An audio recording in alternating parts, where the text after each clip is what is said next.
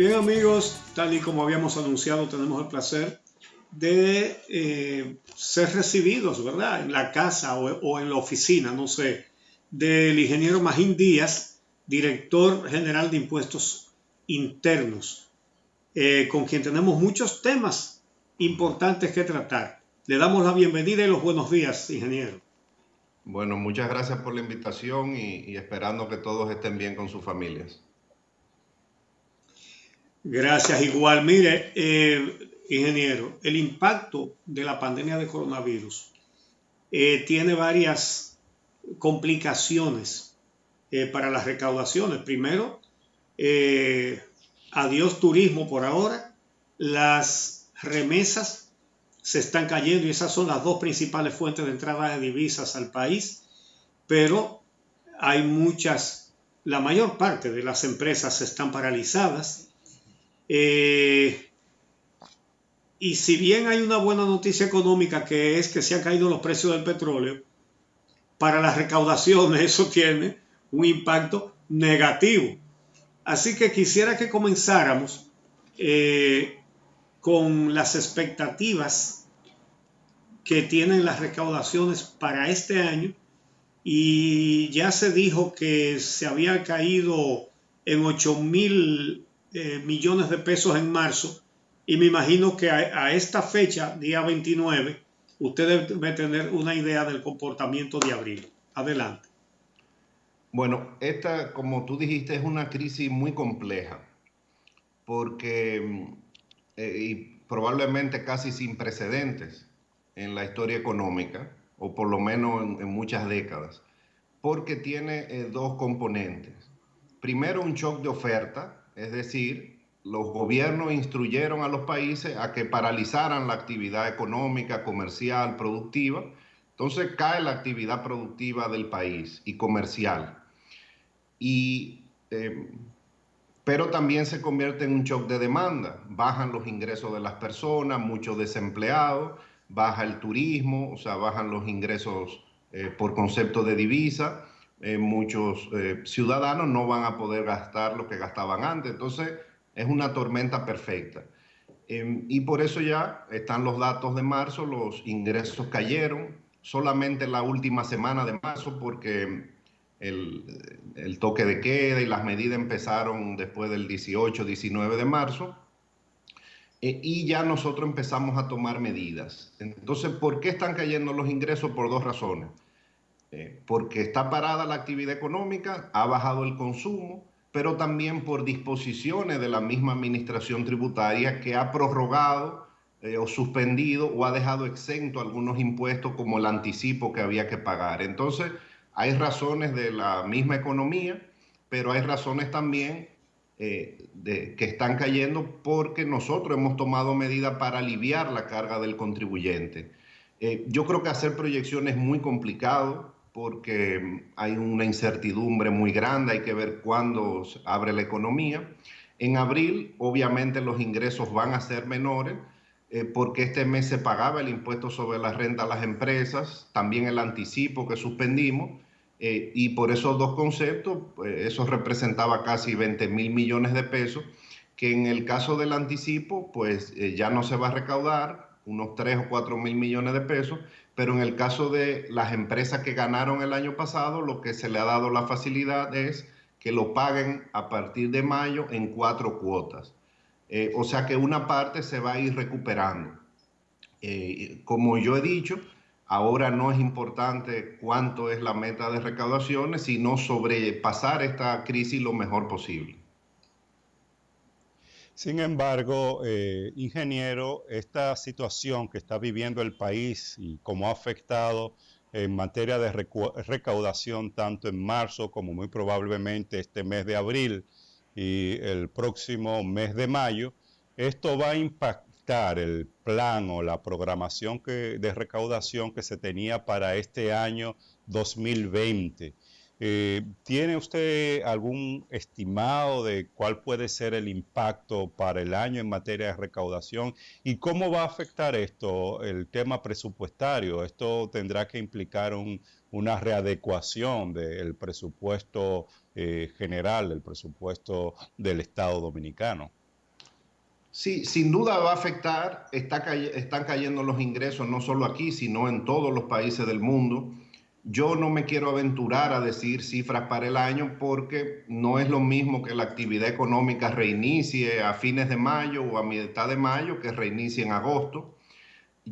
Estamos tomando en DGI las cosas semana por semana, pero evidentemente el Ministerio de Hacienda, que es el que maneja la política fiscal, y el gobierno, pues han tomado las medidas para aumentar el gasto en salud, en asistencia social con los programas que se han creado. Esta es una crisis típica en que más que se justifica aumentar el gasto a través del endeudamiento para suplir los ingresos. Si hacemos un esfuerzo por aumentar los ingresos en esta coyuntura, va a ser totalmente contraproducente. Hasta la fecha, los ingresos hasta marzo iban 10.000 millones menos en el caso de DGI. Este mes van a caer unos 25.000 millones o 30.000 por lo que yo dije. Muchos impuestos han sido pospuestos, pero posponer esos impuestos es lo que va a permitir a las empresas recuperarse y a las personas y mantener el empleo en alguna medida. O sea que tenemos que tomarlo semana por semana y por eso hemos ido anunciando medidas gradualmente y anunciaremos más la semana que viene para aliviar a los contribuyentes en mayo. Y la caída en las recaudaciones va a tener que ser compensada con ajuste del gasto en partidas no prioritarias y aumento de la deuda por otro lado.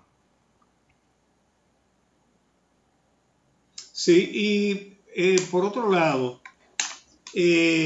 las nuevas medidas que se ha estado anunciando que va a tomar la Dirección General de Impuestos Internos con relación al anticipo y también al impuesto sobre la declaración del impuesto sobre la renta que toca ahora. Sí, ya nosotros anunciamos, y fue una de las primeras medidas que anunciamos a fines de marzo. De entrada se dio una prórroga al pago y declaración del impuesto sobre la renta a las empresas, que era ahora, esta semana, para que sea a fines de mayo. Y en lugar de hacerse en un solo pago, como manda usualmente la ley, hemos dado la facilidad de que se den 4 pagos, en 4 cuotas, sin ningún tipo de recargo ni intereses. También hemos hecho lo mismo para el impuesto sobre la renta personal, que había que declarar en marzo, para el régimen simplificado. El anticipo de abril, que había que pagar el 15 de abril, se dio una exención automática para el 99.5% de las empresas. Solamente se mantuvo el anticipo para las empresas clasificadas como grandes empresas nacionales que estén operando. Eso en la práctica dejó fuera del anticipo en el mes de abril a todas las pequeñas, medianas empresas y a muchas de las grandes empresas del país. Solo las grandes empresas que están operando pagaron anticipo y esa misma medida se va a tomar en mayo para dar alivio de caja a los contribuyentes. También tomamos medidas con el ITEVIS. El ITEVIS de marzo se dio la facilidad de que se pagara en 4 cuotas sin ningún tipo de penalidad, obviamente. Lo mismo hicimos en el mes de abril. Automáticamente usted hacía su declaración y le salían sus autorizaciones de pago en 3 cuotas para el ITEVIS, también para los selectivos. Es decir, la función ahora de la administración tributaria es aliviar al contribuyente, dar facilidades. Hemos digitalizado muchos servicios. La DGI está ofreciendo el 95% de sus servicios en línea y muchos de los que no estaban en línea estamos poniendo en las últimas semanas para darle la facilidad al contribuyente. Ahora lo que tenemos es que sobrellevar la crisis. Evidentemente el gobierno necesita recaudar. Muchas empresas siguen pagando, siguen cumpliendo sus obligaciones tributarias y eso es algo que evidentemente muestra que ha avanzado la cultura de pago en el país, pero a las otras que no pueden, pues le estamos dando todas las facilidades posibles.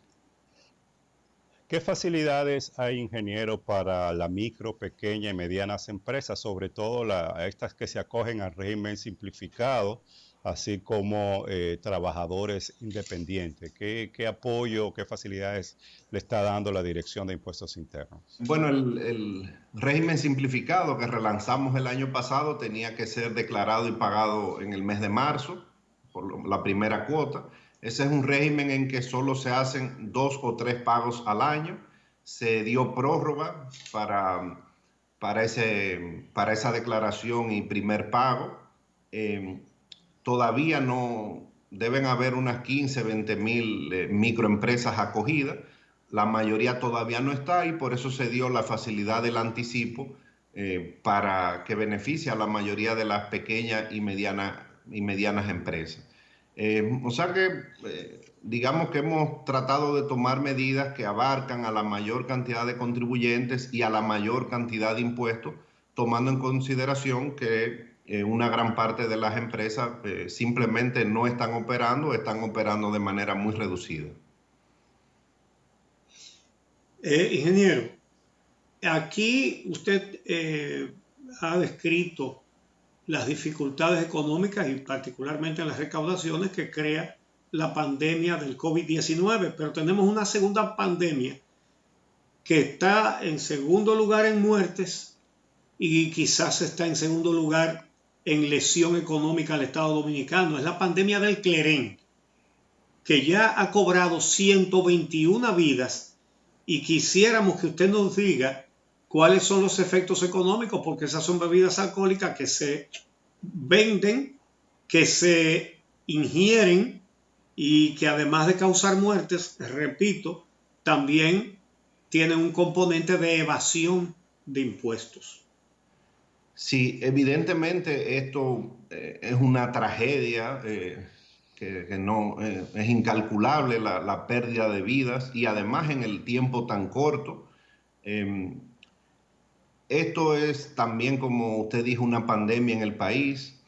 El abordaje que ha hecho el gobierno en los últimos 4 años es un trabajo conjunto en el que participan diversas instituciones: la Dirección de Aduanas, la DGI, Proconsumidor, el Ministerio de Salud Pública, que tiene una dirección general que trabaja en este tema, y hay una Procuraduría Especial para Crímenes contra la Salud. Y en estos 4 años hemos hecho decenas de allanamientos. Obviamente el Ministerio Público es que lo hace, pero en conjunto, trabajando en conjunto, se han sometido decenas de empresas y de personas. Y cada institución asume el liderazgo de acuerdo al tipo de crimen principal que se cometa. En este caso, todo se detona por el tema de la salud.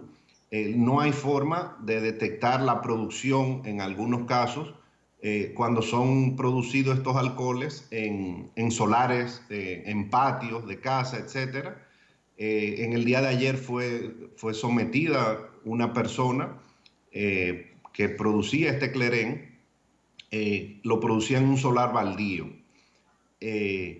Y se ha determinado en análisis de laboratorio que el mayor componente es metanol, es decir, eso es lo que se usa en el tiner.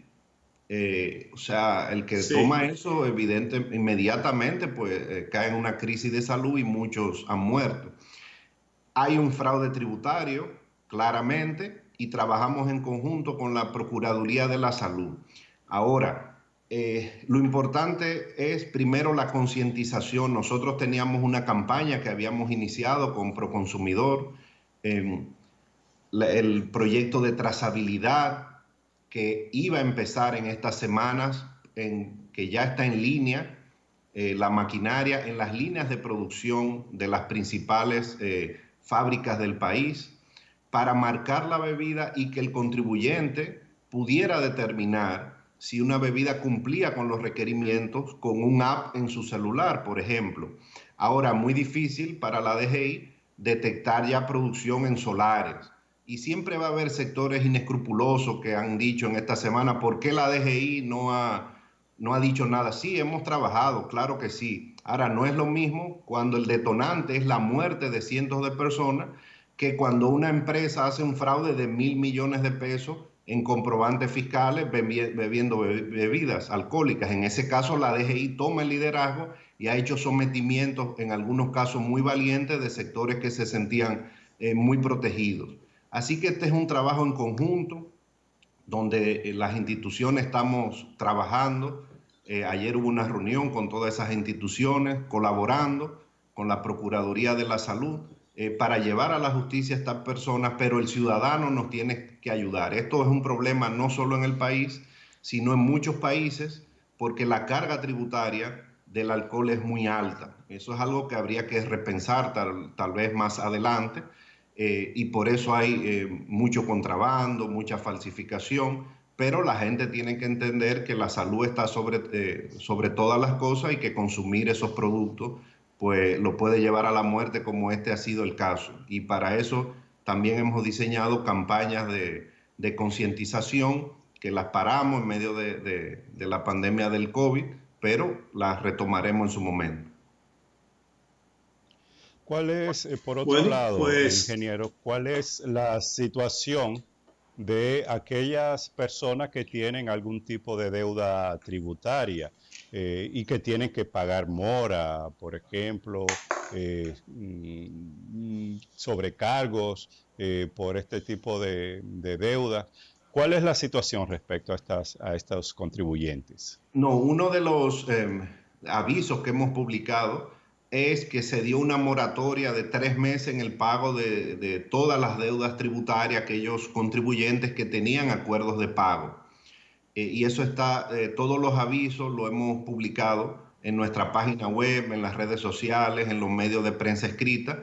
Y para aquellas personas con deuda, pues se dio esa moratoria de 3 meses y en 3 meses evaluaremos. También se anunció que se le va a bajar la cuota a la mitad y a extender los plazos, porque una de las críticas que se hace es que la ley solo permite a DGI darle acuerdos de pago por 12 meses máximo. Entonces el ministro de Hacienda en esta coyuntura instruyó a DGI a que duplicara el plazo de los acuerdos para dar un alivio también de caja. Y evidentemente en medio de esta crisis de ninguna manera es razonable cobrar ningún tipo de penalidad, ni recargos ni intereses, eso no se está cobrando, porque simplemente no es razonable, ni se están notificando ni fiscalizando empresas en esta coyuntura. Yo creo que hay que sobrepasar esta crisis y luego hacer los ajustes y ponernos de acuerdo como sociedad del mejor plan para relanzar la economía. Pero ese tipo de penalidades no se está cobrando en esta coyuntura. Finalmente, con la caída de los precios del petróleo, ¿cuánto está dejando de recibir la Dirección General de Impuestos Internos, el Estado, con motivo de los impuestos que no se están cobrando? Porque la gente tiene 40 y pico de días sin echar combustible, la gran mayoría de la gente. Sí, se conoce el tamaño de la lesión, se conoce. Sí, hay dos razones por las que están cayendo. Primero, ha bajado el consumo, es evidente, ya tenemos algunos datos preliminares. Ha bajado el consumo por un lado, y por otro lado hay un componente ad valorem, que cuando baja el precio del petróleo, bajan las recaudaciones. Recordamos que los combustibles tienen dos impuestos, un impuesto fijo por galón y un impuesto que varía con el precio. Y cuando baja el precio, aunque es bueno para la economía como un todo, para el consumidor y para la balanza de pagos, porque se gasta menos en importaciones, pues las recaudaciones se afectan. Este mes estimamos que vamos a recibir de impuestos a los combustibles unos 3, 4 mil millones de pesos menos que en el presupuesto por esa caída. Y hay que ver cómo se mantienen las condiciones. No creemos que eso se va a mantener mensual, porque el consumo se va a ir recuperando y los precios se estabilizarán en algún monto. Obviamente, como economista, siempre para este tipo de economía es bueno que caiga el precio del petróleo. Y las recaudaciones pues irán subiendo en la medida que se vaya recomponiendo la actividad económica. O sea que probablemente el mes de abril y mayo sean los meses en que más se note la caída en las recaudaciones en el impuesto a los combustibles, que es el tercer impuesto más importante del país en términos de recaudación. Bueno, pues le agradecemos muchísimo, ingeniero, su disponibilidad, el hecho de que nos reciba a través de la tecnología, como debe ser en estas circunstancias en que tenemos que guardar el distanciamiento. Y qué bueno que usted accedió, porque todas estas informaciones son de primera importancia para los sectores productivos. Muchísimas gracias por su accesibilidad. Bueno, gracias a ustedes, estamos siempre disponibles, y para los contribuyentes estamos disponibles a través de nuestro centro de contacto, de las vías en línea, página web, en algunos casos presenciales, y que por favor se comuniquen con nosotros para cualquier inquietud que tienen a través de esos medios que yo mencioné. Bien, pues muchísimas gracias. Gracias a ustedes. Era el ingeniero Magín Díaz, director de Impuestos Internos. Vamos a la pausa y regresamos con otra entrevista muy interesante. El doctor Zoilo García, director del Centro de Investigación e Innovación de la Pontificia Universidad Católica Madre y Maestra en el campus de Santiago, quien nos va a dar detalles acerca de un programa de asistencia médica en línea interesante y muy útil en estas circunstancias. Regresamos con él.